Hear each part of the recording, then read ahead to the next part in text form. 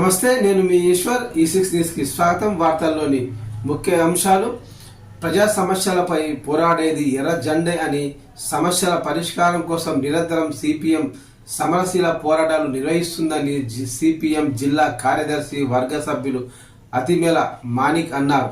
ఈరోజు చౌట్కూరు మండలం శివంపేటలో CPM Andole area ద్వితీయ మహాసభ జరిగింది. ఈ మహాసభల సందర్భంగా సిపిఎం పార్టీ జెండాను అతిమేల మాణిక్ ఆవిష్కరించారు. ఇటీవల అనారోగ్య సమస్యతో మరణించిన పార్టీ అగ్రనేత కామ్రేడ్ సీతారాం ఏచూరి బుద్ధాదేవ్ భట్టాచార్య ఫోటోకు పూలమాల వేసి ఘనంగా నివాళులర్పించారు.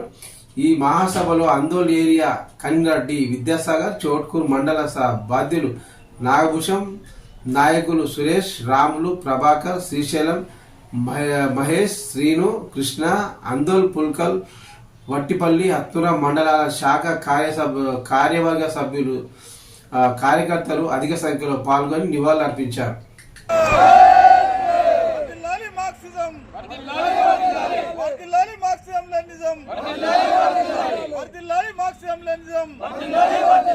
అజయ్